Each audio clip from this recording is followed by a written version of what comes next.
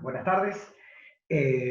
Vamos a hablar de tumores digestivos en este nuevo video que les voy a subir en el entorno virtual para Injuria de este año, correspondiente a la UAP4. Este video que se va a subir al entorno virtual va a ir junto con un archivo, un PDF en el que le voy a dejar unas preguntas de autoevaluación, como para que vayan integrando los conceptos, no solamente de patología tumoral digestiva, sino lo que estuvimos viendo en los seminarios de neoplasia, tanto en neoplasias 1 como en neoplasias 2. Vamos a hablar de los tumores del sistema digestivo y de las glándulas anexas. Vamos a empezar por esófago. Si bien el concepto de esófago de Barrett ya fue aprendido, ya fue enseñado, no importa, vamos a retomarlo igual, para partir de como una de las bases de la carcinogénesis esofágica. Recordar que el esófago de Barrett es el fenómeno por el cual el epitelio escamoso normal del esófago se transforma en un epitelio de tipo intestinal y que va relacionado específicamente a la enfermedad por reflujo gastroesofágico. El esófago de Barrett no tiene síntomas, con lo cual se lo encuentra en un estudio endoscópico. Hay características endoscópicas del esófago de Barrett y el endoscopista precisamente toma muestras de ese lugar. Puede ser de segmento corto o puede ser de segmento largo. Y, como es sabido, los epitelios metaplásicos pueden ser un terreno fértil para la displasia y esta progresar al adenocarcinoma de tercio inferior de esófago. Como vemos en la imagen, el esófago de Barrett se caracteriza precisamente por tener un epitelio de tipo intestinal absortivo con células caliciformes intercaladas. Y lo que vemos en el gráfico, de acá del costado, vemos de que, como todo epitelio metaplásico, surge de la reprogramación genética de las células madre, que al principio esta metaplasia intestinal crece hacia la base de la cripta, o sea que en donde nosotros vamos a encontrar inicialmente la metaplasia intestinal en el esófago de Barrett es en la cripta, en la parte basal del epitelio. Por eso a veces en muchas biopsias nosotros podemos encontrar todo el epitelio escamoso de superficie de revestimiento y solamente pequeñas criptas con epitelio de tipo intestinal. A veces inclusive el epitelio puede o no tener células caliciformes y sin embargo sigue siendo un esófago de Barrett. Como vemos en esta imagen acá, la imagen endoscópica, precisamente que muestra las áreas más congestivas, más rosadas, son las que se corresponden con el esófago de Barrett. Y acá vemos precisamente, en esta imagen histológica, la unión escamocolumnar, en la cual aquí se ve el epitelio escamoso del esófago, que repentinamente se transforma en este epitelio, que es bien característico de tipo intestinal. Hasta inclusive les podría decir que en esta imagen tenemos un epitelio intestinal metaplásico con displasia de bajo grado. Bien. En cuanto a los tumores de esófago, hago la salvedad de que acá en este taller vamos a hablar de los tumores epiteliales. Vamos a dejar de lado los otros tumores que ustedes los van a tener que estudiar y eventualmente realizar una consulta, sino que vamos a dedicarnos a los tumores más frecuentes con los que nos vamos a encontrar. Dentro de los tumores de esófago podemos encontrar tumores benignos y tumores malignos. Y dentro de los tumores malignos de estirpe epitelial encontramos dos tipos, el carcinoma escamoso y el adenocarcinoma. El carcinoma escamoso en general se da más en hombres, asociado más a gente de raza negra, fumadores y alcohólicos. Las condiciones de vida y la mala alimentación juegan un rol fundamental para el desarrollo de estos tumores. En algunos casos puede estar relacionado la carcinogénesis viral por el virus del HPV. Suelen aparecer en tercio superior y en tercio medio y se pueden presentar como masas vegetantes o ulceradas o estenosantes. Como por ejemplo vemos en esta imagen, una masa ulcerada con un fondo bastante sucio, irregular, intensamente congestivo. Esta es una úlcera de bordes bastante definidos, con rebordes sobreelevados. Y la imagen del carcinoma escamoso es como el carcinoma escamoso de otros sectores del cuerpo, en el cual vemos masas de células escamosas con una marcada atipia celular, con pleomorfismo, con pérdida de la polaridad, y con formación de globos queratínicos centrales, en este caso al nido, que conforman lo que se llaman las perlas córneas. Acá tenemos entonces un nido de células escamosas, y lo que vemos en el centro, queratina en forma de perla córnea, en este acá, queratina en forma de perla córnea, otro nido de células escamosas por aquí, y queratina en forma de perlas córneas inmersas en un estroma laxo, en este caso un desmoplásico, con una gran inflamación. El adenocarcinoma se asocia específicamente a enfermedad por reflujo gastroesofágico, también es más frecuente en hombres, se ubican específicamente en el tercio inferior del esófago, y el tabaquismo también colabora como un factor de riesgo para la progresión del esófago de Barrett a la displasia. El adenocarcinoma, específicamente, como vemos en esta imagen, en este caso estamos viendo un adenocarcinoma moderadamente diferenciado, en el cual vemos un montón de estructuras glandulares fusionadas entre sí.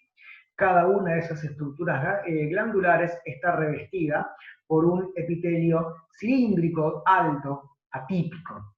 Y acá vemos como, por ejemplo, un solo nido celular tiene dos luces. Esas son como una luz y otra luz. Esas son como glándulas fusionadas. Esas cosas empiezan a verse histológicamente a medida que el tumor se va haciendo más indiferenciado. Bien. En cuanto a la carcinogénesis esofágica, el adenocarcinoma ha mostrado que presenta mutaciones de P53 y silenciamiento epigenético, o sea, hipermetilación del promotor del gen P16, y pérdida alélica del P16, que es un gen supresor tumoral, porque es un gen, el P16 es una proteína encargada del freno del ciclo celular. Mientras que en la progresión también se ha demostrado amplificación del gen del EGFR o del gen HER2, que son dos receptores de crecimiento, el gen MET, la ciclina D1 y la ciclina E. En cuanto al carcinoma escamoso, hay una pérdida de la expresión de P53, pérdida de caderina y pérdida de la expresión de Notch1 y sobreexpresión de SOX2. Como ocurre en otras partes del cuerpo, inclusive como ocurre en colon y como ocurre en pulmón, perdón, en colon no, como ocurre en páncreas o como ocurre en pulmón, muchas veces los carcinomas, hay tumores que tienen mayor cantidad de pérdida de supresores tumorales que ganancias de oncogenes. En este caso, el carcinoma escamoso, como ocurre tanto en esófago como ocurre en pulmón, es un tumor que tiene en sus alteraciones genéticas más pérdida de supresores tumorales que ganancia de función de oncogenes. Y eso también tiene muchísima trascendencia en lo que es la terapéutica, porque a nivel terapéutico es mucho más fácil, o al menos es lo que se puede ahora, hacer terapias blanco contra ganancias de función de oncogenes, pero no hay terapias blanco instaladas todavía contra pérdida de funciones en supresores tumorales. Pasemos al cáncer gástrico. ¿Qué tipos de tumores gástricos hay? El adenocarcinoma gástrico, los tumores estromales y también podemos hablar de los linfomas. De tumores estromales, gastrointestinales, los GIST, y de los linfomas no vamos a abarcarlo en el taller, pero sí forma parte también de la lectura que ustedes tienen que tener. En cuanto al cáncer gástrico, vamos a hablar del adenocarcinoma gástrico, que es el tumor epitelial maligno más frecuente, el cual tiene una alta tasa de mortalidad en América Latina, con una variable disminución de su incidencia, puede llegar a tener que ver con la alimentación o con otros hábitos.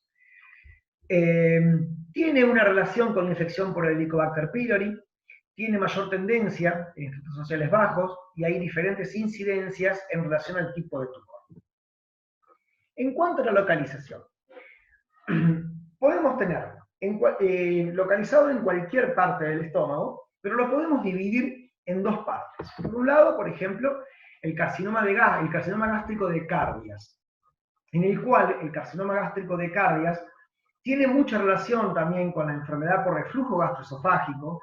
A veces se puede confundir con el adenocarcinoma del tercio inferior de esófago, y a veces inclusive son tumores de la unión esófago-gástrica. A veces vos podés tener adenocarcinomas que vos no podés definir si son de cardias y se fueron para esófago, o si son adenocarcinomas del tercio inferior de esófago que están infiltrando el cardias. A veces es una localización bastante estratégica esa, en la cual a veces no se puede definir el origen real del tumor, si es gástrico o esofágico. Por otro lado, el carcinoma gástrico distal se corresponde con el resto de los tumores que pueden aparecer en cualquier parte del estómago, fundamentalmente en curvatura menor y en antro son las localizaciones más frecuentes, pero pueden estar localizados en cualquier parte del estómago. Bien. Y ambos tienen incidencia mayor, es más frecuente en hombres. El carcinoma gástrico distal es frecuente en hombres y en mujeres, fundamentalmente de quinta y séptima década. Clínicamente, los podemos dividir a su vez en dos: el carcinoma gástrico temprano y el carcinoma gástrico avanzado. El carcinoma gástrico temprano es el que invade hasta la submucosa con o sin metástasis de los ganglios perigástricos. Tiene una edad más temprana de presentación y una sobrevida prácticamente excelente. Y el carcinoma gástrico avanzado se extiende más allá de la submucosa. Es el más frecuente con el que nos vamos a encontrar clínicamente, se da una edad un poco más avanzada, precisamente se da a una edad más avanzada porque precisamente es la progresión del carcinoma gástrico temprano. Y tiene una sobrevida a los 5 años muy pobre. Corresponde con la quinta causa de muerte, después de próstata, colon, pulmón y mama, y se detecta casi siempre en estadios más avanzados. El carcinoma gástrico temprano generalmente es más difícil de detectar, porque como es muy pequeño no produce ningún tipo de síntomas y la única forma de encontrarlo es precisamente con un estudio endoscópico. En otros países, en el cual la incidencia de carcinoma gástrico es muy alta, como por ejemplo en Japón, el estudio endoscópico obligado, o sea, como método de screening para pacientes por carcinoma gástrico, permite que en esos países se encuentre más.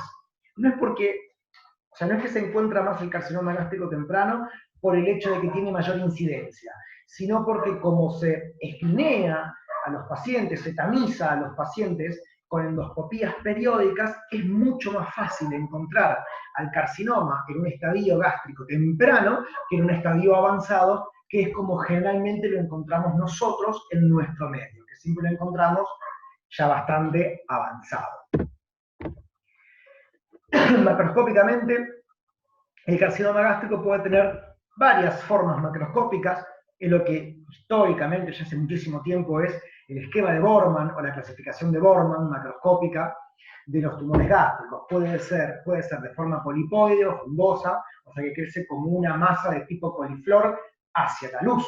Es un aspecto de pólipo, un pólipo grande. Puede estar ulcerado, puede ser ulcerado infiltrante o puede ser difusamente infiltrativo. Vamos a ver mejor en esta imagen. Fíjense, el tipo 1 es el polipoide, el tipo 2 es el ulcerado, el tipo 3 ulcerado e infiltrante, y el tipo 4, fíjense que es infiltrante difuso. Y esto también es importante porque muchas veces el tumor al no formar ninguna masa no va a causar obstrucción. De hecho, en los estudios, a veces por diagnósticos por imágenes, se puede observar de que el espesor de la pared tumoral es normal o ligeramente incrementado en su grosor, porque el tumor lo que hace es infiltrar difusamente la pared sin formar una masa. Pero sí cambia la consistencia. Esto es lo que se denomina la linitis plástica.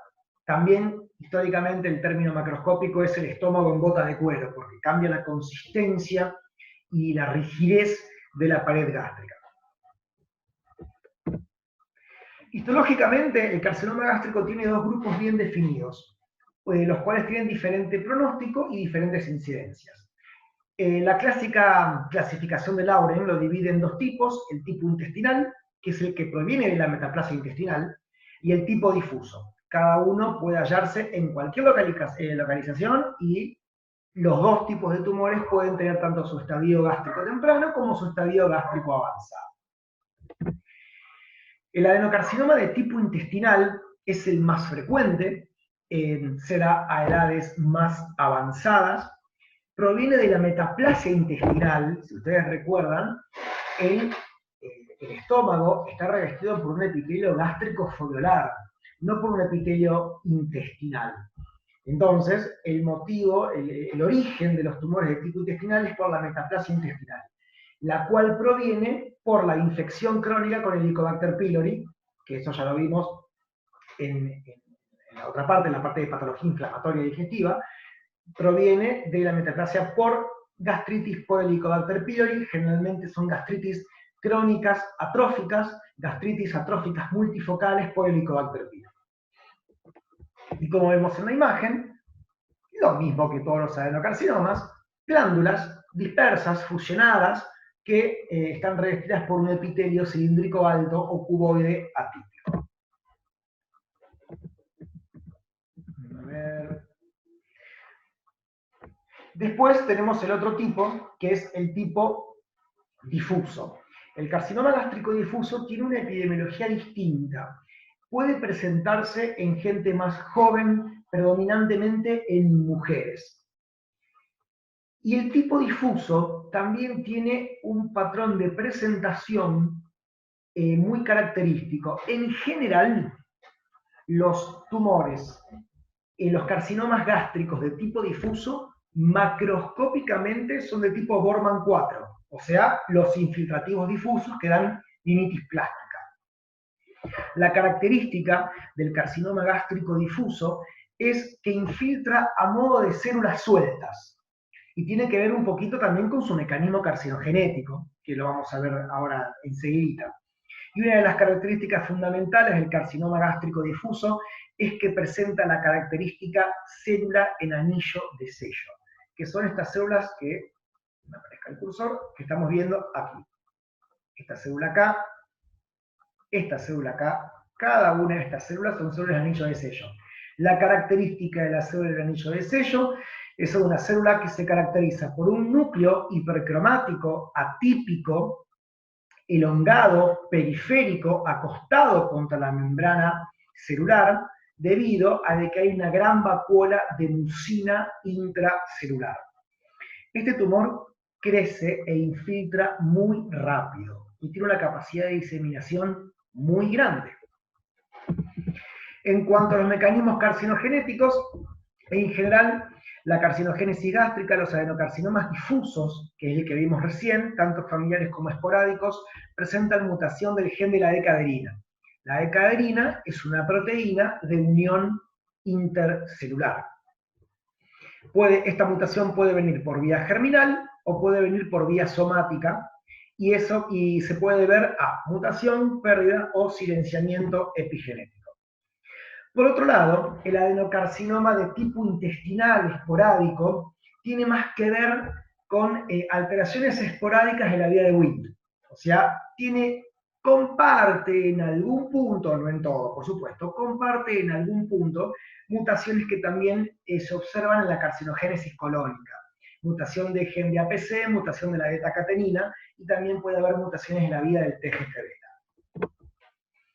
Y a su vez, hay variantes génicas o polimorfismos genéticos, acá no hay mutación, hay polimorfismos genéticos de el toll-like receptor de tipo 4, interleuquina 10, factor de necrosis tumoral, interleuquina 8, que son todos genes, proteínas involucradas en las respuestas proinflamatorias a la presencia del Helicobacter pylori.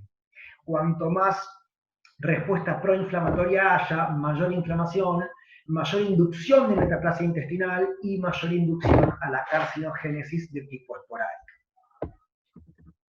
Bien.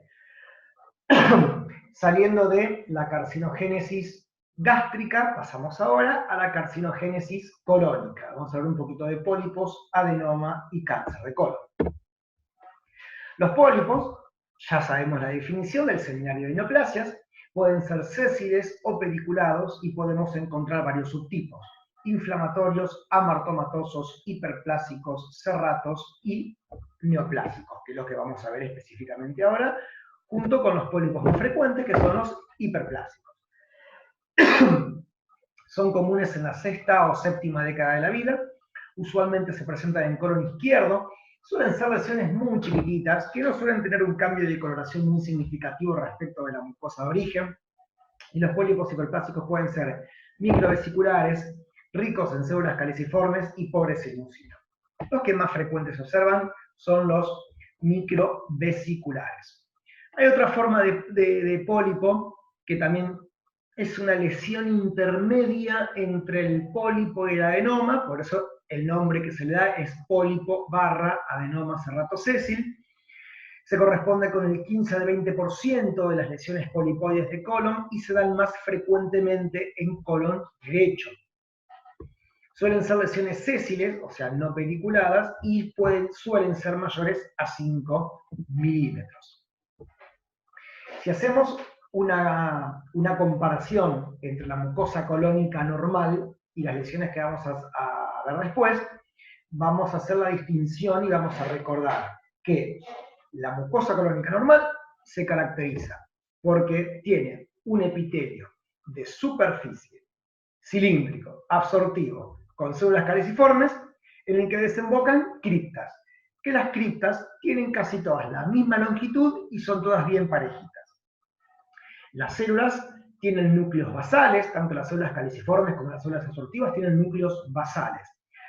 Cuanto más nos vamos acercando al recto, mayor cantidad de células caliciformes encontramos. Y la lamina propia suele ser laxa, con un infiltrado inflamatorio característico, leve, pero que es característico de las mucosas del aparato digestivo y respiratorio. Vemos que los pólipos hiperplásicos son lesiones que precisamente lo que hacen es sobrelevar un poquito la mucosa. Hay una característica de las lesiones hiperplásicas que es precisamente de que están revestidas por un epitelio que es histológicamente normal, pero lo que observamos en la biopsia de un pólipo hiperplásico es la distorsión arquitectural. Fíjense que las criptas colónicas, en vez de ser rectas y paralelas, están más abiertas y están rellenas de epitelio. Que el epitelio adquiere como la glándula adquiere como una forma estrellada, porque el epitelio crece hacia la luz de la cripta.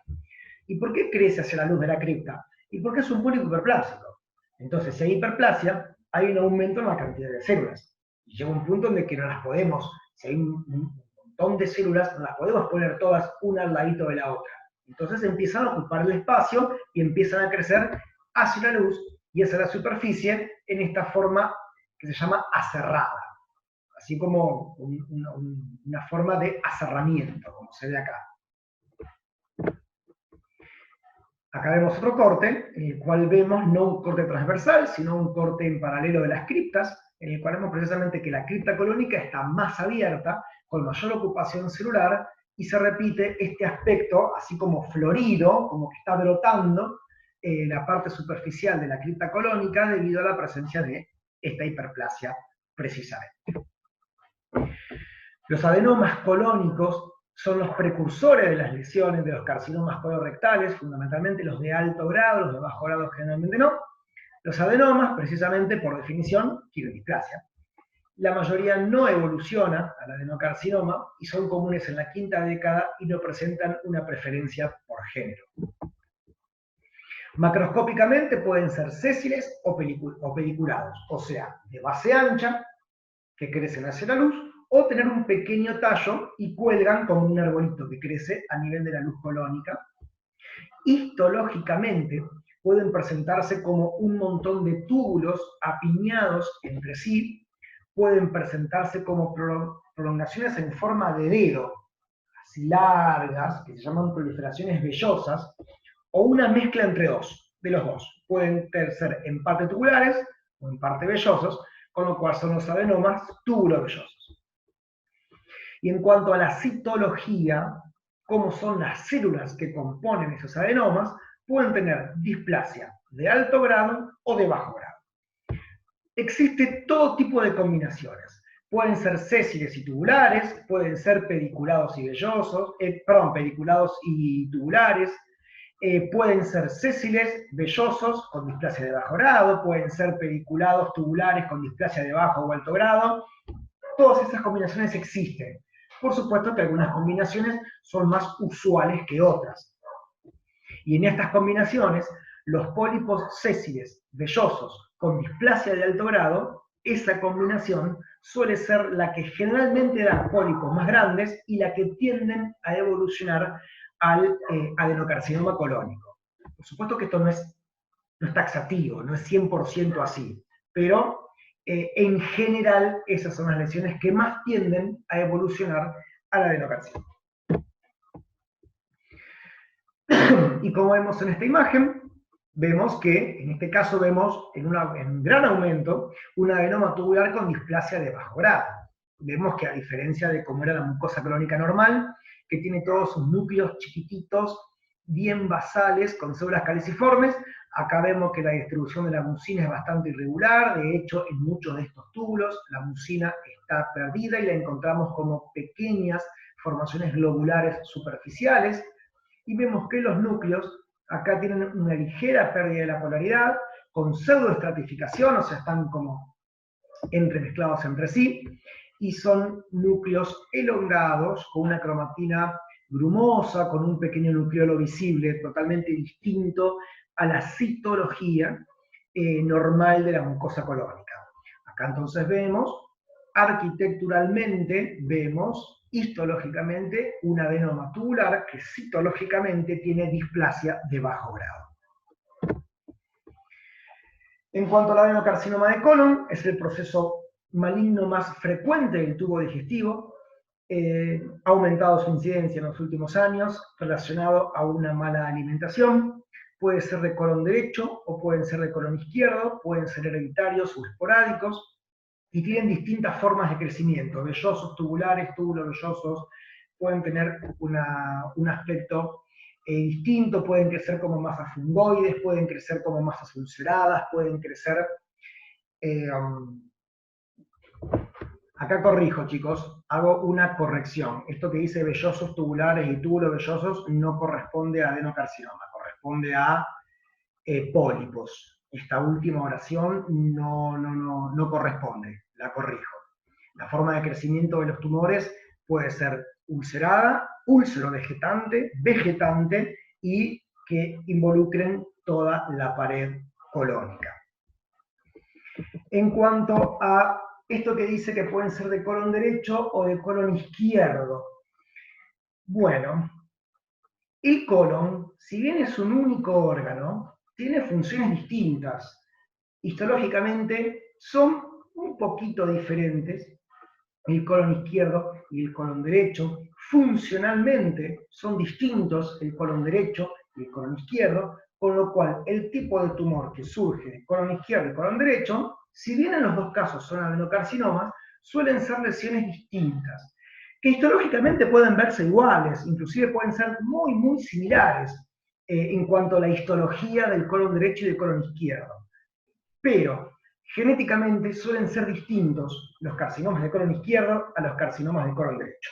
Eso lo vamos a ver ahora. Como vemos en esta imagen, vemos esta imagen endoscópica como una lesión úlcero-vegetante. A veces la lesión puede obstruir la totalidad de la luz colónica, no permitiendo el paso del endoscopio. Como adenocarcinoma, ¿qué es? Pueden crecer como bien diferenciado, moderadamente o pobremente diferenciado. Pueden o no también tener células de anillo de sello. Puede haber tumores indiferenciados y puede haber lo que se llaman los carcinomas coloides o los carcinomas mucinosos, en los cuales más del 50% de la masa tumoral está compuesta por grandes lagos de mucina extracelular. Acá lo que vemos en este adenocarcinoma, vemos grandes conglomerados glandulares que, fíjense, estas glándulas forman lo que se llaman cribas. Fíjense que esto es una gran masa de células tumorales que forman estructuras glandulares que están fusionadas entre sí. Entonces la misma masa tiene una luz, otra luz, otra luz, otra luz, otra luz. Esas son todas cribas. Y dentro de ese gran nido es muy frecuente, dentro de esta gran masa de células tumorales que forman cribas, es muy frecuente que encontremos restos de necrosis.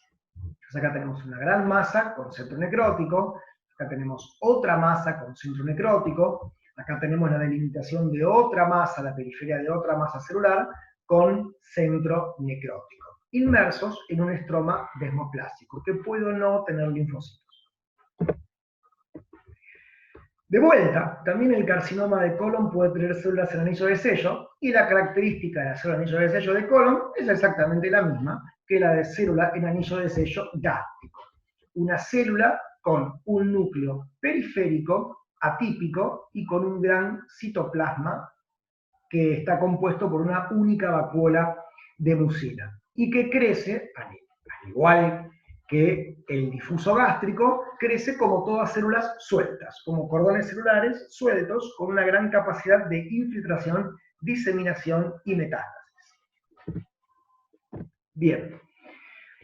En cuanto a la carcinogénesis colónica, tenemos como mínimo dos vías de crecimiento. Después, dentro de una de esas vías, podemos encontrar varias cosas más, pero vamos a hacerlo bien simple. Dos vías. Lo que se llama la vía supresora, o la vía clásica, que es la que sigue la secuencia adenoma-carcinoma, se lleva más del 80% de los tumores, suelen ser los tumores del colon izquierdo, y cuya característica es la mutación del gen APC o de la beta-catenina, o sea, de la vía Wnt, y que suele proseguir con mutaciones de Carras, de P53 y acortamiento y activación de la telomerasa, perdón. Después es frecuente la inestabilidad genómica en los tumores de colon derecho. También puede haber de colon izquierdo, pero es frecuente que los tumores derechos tengan otra vía carcinogenética, que es la vía que tiene que ver con la pérdida de los genes reparadores del ADN, MLH1 y MSH2, MSH6, TMS1 y TMS2, los cuales la pérdida de estos reparadores produce un fenómeno que se denomina inestabilidad microsatelital. Son tumores con inestabilidad genómica, con lo cual tienen una gran cantidad de mutaciones, son tumores que tienen un fenotipo mutador, como veíamos en el seminario. Pueden ser tumores inestables que pueden tener mutación de esos genes reparadores o pueden tener metilación del promotor de esos genes, que generalmente son tumores de RAF positivo. Pero bueno, esos son detalles. Puede haber tumores con metilación y sin estabilidad microsatelital, que generalmente son los tumores KRAS positivos. Vemos esta imagen obtenida de Robbins, vemos precisamente una gráfica que muestra un poco cómo es la carcinogénesis en múltiples pasos. Como todo tumor de estirpe epitelial, generalmente surge como carcinogénesis de múltiples pasos, y vemos precisamente que en la mucosa colónica podemos tener acá mutaciones del gen APC que pueden ser hereditarios. Por ejemplo, tenemos una persona con adenomatosis colónica familiar, esa mutación puede venir hereditaria. En la mayoría de los casos es una mutación somática, que es el primer golpe. Tendría que ser, este es el primer golpe. El gen APC se considera que es un gen supresor tumoral, que lo que hace es evitar precisamente que la beta-catenina ingrese al núcleo. Eso lo vamos a ver en páncreas, lo vamos a ver un poquito mejor. Después puede haber anomalías de la metilación, que puede producir el segundo golpe del gen del APC o alteraciones del gen de la beta-catenina, y acá empieza el estadio de la carcinogénesis. La carcinogénesis empieza en forma de adenoma. Todos los adenomas tienen la misma mutación, son lesiones monoclonales, son lesiones displásicas, y después con el tiempo se van adquiriendo más mutaciones. Puede haber mutaciones de Carras, puede haber mutaciones de P53, pérdida de heterocigosidad de otros sectores génicos, que son la pérdida de genes que tienen que ver con la vía del TGF-beta, la pérdida de la mutación de SMAP 2 y 4, al cual después le podemos agregar otras mutaciones más que van a producir el tumor totalmente desarrollado e invasivo, con alteraciones de la telomerasa y implicancia de varios genes. A medida que el gen va proliferando, el tumor va proliferando, se van sumando muchas más mutaciones. No estaba acá, no estaba en páncreas, estaba acá. Como yo les contaba, precisamente en la vía Wnt acá vemos la vía Wnt es una vía oncogénica que está caracterizada por el crecimiento celular.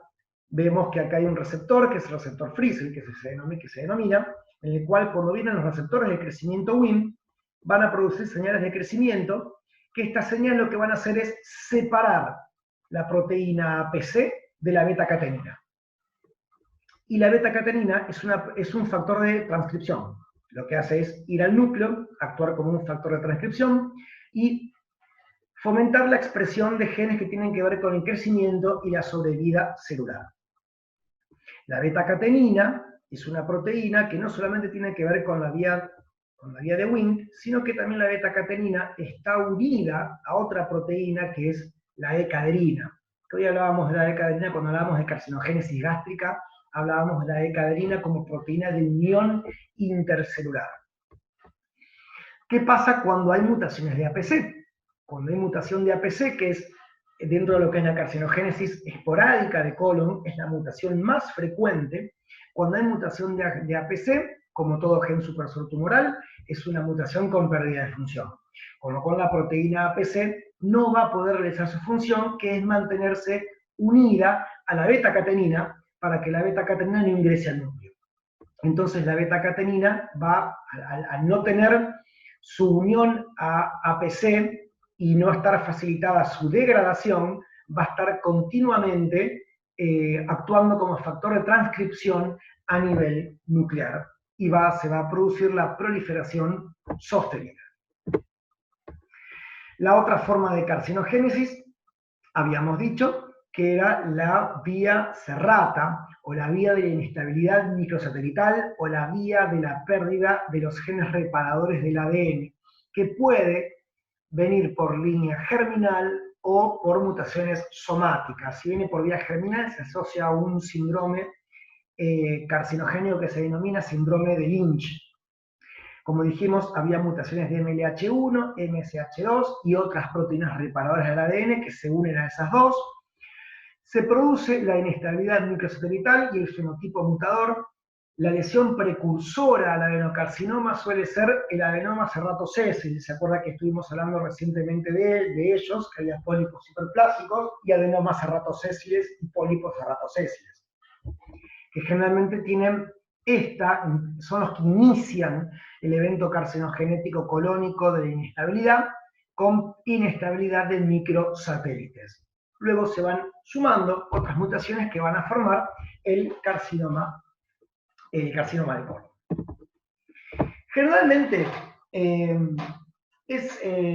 la vía serrata puede darse en personas más jóvenes, generalmente en colon derecho, generalmente en tumores que tienen una densa infiltración de linfocitos, que pueden tener grandes lagos de mucina y ser mucinosos, con los cuales, dependiendo del tipo de paciente, dependiendo del TNM, dependiendo de varias características, no solamente histológicas, sino también características clínicas, el oncólogo puede decidir pedir un estudio de inmunohistoquímica, precisamente para buscar la expresión de estas proteínas reparadoras del ADN.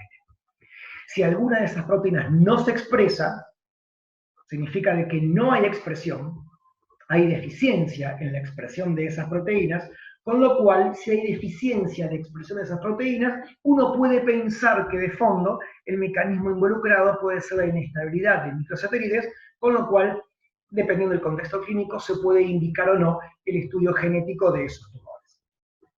También, en otros pacientes que han tenido cáncer de colon y que han recaído, se puede hacer el testeo molecular del tumor para ver si son expresores de los genes de KRAS, NRAS y BRAF. Y dependiendo de si esos genes se expresan o no se expresan, se puede dar o no una terapia blanco. Si los genes expresan KRAS, NRAS o BRAF, la terapia blanco no sirve. O sea que lo que se espera es que KRAS, NRAS y BRAF no se expresen. Bien. Vamos entonces a hablar ahora de tumores hepáticos, de vesícula y de páncreas. También los tumores hepáticos pueden ser benignos y malignos. Vamos a hablar en este contexto de los tumores malignos y vamos a hablar del hepatocarcinoma. Siempre tener en cuenta que a nivel colónico es muy frecuente la metástasis. O sea que cuando nos encontramos con tumores hepáticos, es menos frecuente pensar que nos vamos a encontrar con un hepatocarcinoma, con un carcinoma de células hepáticas primario, sino que siempre, ante la presencia de un tumor hepático, pensar en la metástasis. Colon, mama, pulmón, muchos tumores pueden dar metástasis a nivel hepático. Es uno de los sitios más frecuentes de metástasis junto con pulmón y cerebro y hueso. El hepatocarcinoma o carcinoma hepatocelular suele tener una incidencia en las personas infectadas con virus de la hepatitis B o virus de la hepatitis C, fundamentalmente en las zonas en las cuales hay una gran incidencia de infección por virus de hepatitis B y de hepatitis C. Esto puede ocurrir en algunos países de África o en algunos países asiáticos. En nuestro medio hay una alta incidencia también de infección por hepatitis B y C, pero también en nuestro medio el carcinoma se asocia más a la cirrosis y las hepatopatías crónicas. Es más frecuente en hombres. Hay mecanismos patogénicos poco comprendidos en el sí de que estos mecanismos patogénicos tienen que ver con que el virus de la hepatitis B y la hepatitis C en sí no son virus oncogénicos en sí mismos, y hasta inclusive el estado de cirrosis no es un estado premaligno. La cirrosis no es una lesión premaligna que puede evolucionar al carcinoma hepatocelular. Sí puede ocurrir que la cirrosis albergue carcinoma hepático, pero los mecanismos todavía no están muy bien entendidos. Se cree que tanto el virus de la hepatitis B como la hepatitis C como la cirrosis son carcinogénicos por el hecho de que son estados proinflamatorios persistentes a nivel hepático, que producen necrosis tisular hepática y apoptosis tisular hepática. Y como el tejido hepático de por sí tiene la capacidad de la replicación, tiene la capacidad de la renovación, no, replicación no, tienen capacidad de la renovación, el estado inflamatorio persistente y la renovación de células hepáticas persistente puede ser el fenómeno que potencie la carcinogénesis y que pueda dar carcinoma hepatocelular. De todos modos, son más conjeturas que evidencias. Todavía no hay un mecanismo que esté verdaderamente comprendido y entendido para la carcinogénesis hepática, al menos en esos contextos. Macroscópicamente los tumores hepáticos pueden ser unifocales, ahí tiene muchas presentaciones macroscópicas, puede presentarse como una masa única, con lo cual la sospecha a veces de carcinoma hepático es mayor, pero puede presentarse como una lesión multifocal y multinodular y a veces plantear más el diagnóstico de una posible metástasis. Pueden ser tumores de bien diferenciados, hay indiferenciados, y hay diferentes variantes como la fibrolaminar que se puede dar en jóvenes y que no va asociado a factores de riesgo. Acá vemos en esta imagen macroscópica, vemos un corte de la glándula hepática y vemos una gran masa tumoral y una masa pequeña satélite. Fíjense que es bastante nodular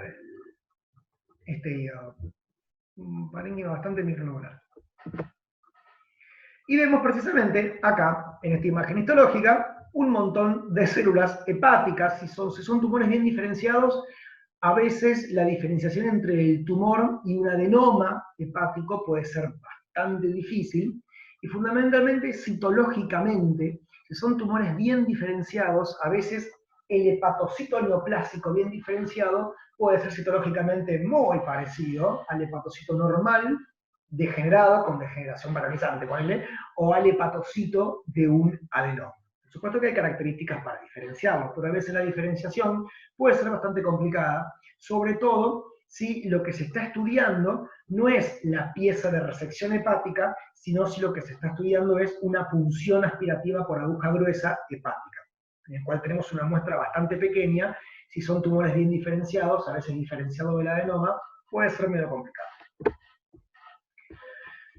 Como mecanismo carcinogenético, mutaciones de la beta-catenina es un hallazgo que se ha encontrado frecuentemente a nivel del tumor hepático, así como pérdida de la expresión de P53. Esto no es muy específico que digamos, ya de que la pérdida de P53 se encuentra en una enorme cantidad de tumores, y, vuelvo a repetir, se desconoce exactamente cómo actúan los virus para actuar como mecanismo oncogénico. Por otro lado, el adenocarcinoma de vesícula tiene una prevalencia en mujeres de la séptima década con antecedentes de patología biliar crónica. Generalmente hay un antecedente de vesícula en porcelana. La vesícula en porcelana es una vesícula que tiene calcificación de la pared, por eso en el estudio ecográfico, en el estudio radiográfico se ve el delineamiento de la vesícula como la porcelana, y generalmente las vesículas en porcelana histológicamente se corresponden con colecistitis crónicas atróficas, con lo cual está postulado que el origen del adenocarcinoma de vesícula reside en el epitelio de la vesícula, en el epitelio atrófico de la vesícula. En general son tumores muy agresivos y siempre, en la gran mayoría de los casos, se detectan en estadios muy avanzados cuando ya son irresecables. Pueden crecer como masas exofíticas o infiltrantes difusas, infiltran el parénquima hepático si nacen de la cara hepática, o pueden caer y volcar directamente al peritoneo si crecen en la cara peritoneal de la vesícula. Y son adenocarcinomas, de bien moderado a pobremente diferenciados. Acá vemos precisamente adenocarcinoma de vesícula. En este caso ya es más indiferenciado, la luz de estas estructuras histológicas es bastante menos obvia, menos evidente que en las otras imágenes que estuvimos viendo previamente. Acá vemos una pequeña luz glandular y vemos cordones infiltrantes celulares, imágenes tomadas del Robbins. En cuanto a los tumores pancreáticos, recordar que el páncreas es una glándula que tiene dos funciones, una endocrina y una exócrina.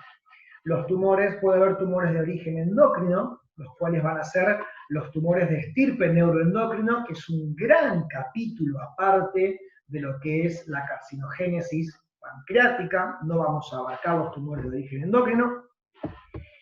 Y el páncreas endocrino también puede formar tumores, que pueden ser quísticos o pueden ser sólidos. Los quísticos pueden ser benignos, como los cistoadenomas pancreáticos, o pueden ser malignos, como los cistoadenocarcinomas pancreáticos. Y dentro de los tumores sólidos, el tumor más frecuente, que es del que vamos a hablar ahora, y es el que se lleva una enorme cantidad de muertes, es un tumor muy agresivo, es el adenocarcinoma ductal pancreático.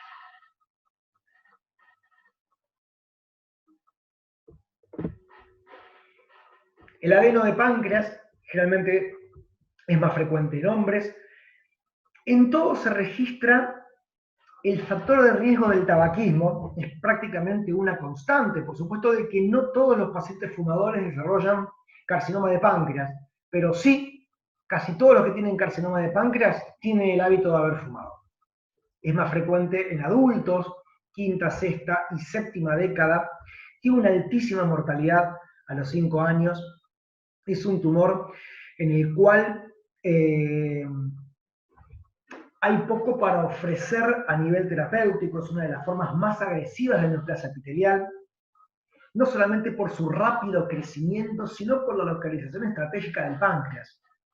Porque el tumor puede invadir, por su gran capacidad de infiltración, puede invadir hacia el retroperitoneo, volcarse hacia el peritoneo, invadir el hígado, invadir el vaso, invadir el estómago, invadir los grandes vasos. Por su localización y su gran capacidad de infiltración, es un tumor que también se lo puede encontrar en estadios avanzados. El 60% de los tumores crecen en la cabeza, 15% en el cuerpo y 5% en la cola, y puede haber tumores que afectan la glándula entera. Los tumores que crecen en la cabeza son los más frecuentes y precisamente por crecer en la cabeza tienen la posibilidad de generar síntomas, porque al crecer en la cabeza lo que hacen es obstruir el colédoco. Entonces pueden dar los síntomas característicos de la obstrucción de colédoco, de destrucción de vía biliar, coluria, cólica, ictericia fría, síntomas que se pueden rescatar en la semiología del paciente. A veces pueden ser tumores muy pequeños que crecen en la cabeza y que ya causan síntomas y que esos son los que tienen, digamos, el mejor pronóstico. Macroscópicamente son tumores duros, firmes, blanquecinos y mal delimitados, e histológicamente son adenocarcinomas. Una de las características que tienen es de que en general los adenocarcinomas de páncreas pueden tener una gran reacción desmoplásica, a diferencia de otros adenocarcinomas que pueden no tenerla. Vemos acá, macroscópicamente, un tumor de páncreas, una masa bastante mal delimitada, que a veces inclusive los límites de la masa se confunden muchísimo con el parénquima normal. No podemos a veces encontrar una clara delimitación entre la masa tumoral y el tejido pancreático. Y vemos acá precisamente el adenocarcinoma, en el cual encontramos pequeñas formaciones glandulares, a diferencia del colon, que crece como grandes masas glandulares, con necrosis y cosas así. Generalmente el páncreas crece como estructuras glandulares más chiquititas, un poquito más pequeñas, más regulares, y que tienen un patrón infiltrativo bastante interesante. En cuanto a la carcinogénesis pancreática, ya se sabe hace muchísimo tiempo de que, de vuelta, como todo tumor epitelial, y en la gran mayoría de estos casos se respeta la carcinogénesis de múltiples pasos. Y así como en el carcinoma gástrico, la lesión precursora es la metaplasia intestinal, en el carcinoma de colon, la lesión precursora es el adenoma. En páncreas, la lesión precursora está establecido que sea la lesión intraepitelial pancreática, o el PANIN, que es esta sigla que vemos acá. PANIN, que hay tres tipos de PANIN. PANIN 1A, 1B, PANIN 2, PANIN 3 y luego, en la secuencia, el carcinoma infiltrante. Lo mismo que veíamos con la carcinogénesis colónica, ocurre en la carcinogénesis pancreática. A medida que va avanzando la lesión de PANIN 1A a PANIN 1B, se van estableciendo distintos tipos de mutaciones. Y el paso de PANIN 2 a PANIN 3 agrega más mutaciones. Generalmente la secuencia es, al principio, el acortamiento telomérico, no alargamiento telomérico, acortamiento telomérico. Esto produce fusión entre los cromosomas. Cuando los telómeros son muy cortos, se puede producir lo que se llama la catástrofe mitótica. Empiezan a fusionarse las puntas de los telómeros entre sí, empiezan a fusionarse los cromosomas entre sí. Cuando se establece la mitosis, se puede establecer una aneuploidía luego de la mitosis. Y esta aneuploidía puede ser el generador de estas lesiones, a lo cual se agregan mutaciones de Carras, luego mutaciones inactivadoras de P16, este es el nombre del gen del P16, inactivación del P53, inactivación de la vía del TGF-beta, puede haber mutaciones de BRCA2, que es un gen reparador del ADN, hasta que del PANIN 3 se establece el carcinoma infiltrante. La lesión precursora entonces dijimos que es el PANIN, y en páncreas ocurre como ocurre en otros tumores, en el cual hay mayor cantidad de genes supresores tumorales que oncogenes. Entonces la carcinogénesis pancreática tiene más que ver con la lesión y pérdida de función de muchos genes que con la ganancia de función de oncogenes. Precisamente para lo que es páncreas no hay terapias blanco. De hecho, las quimioterapias no suelen ser muy efectivas y todavía lo único que se le puede ofrecer al paciente con adenocarcinoma de páncreas es la cirugía. Bueno, y yo creo que con esto ya llegamos al final del taller.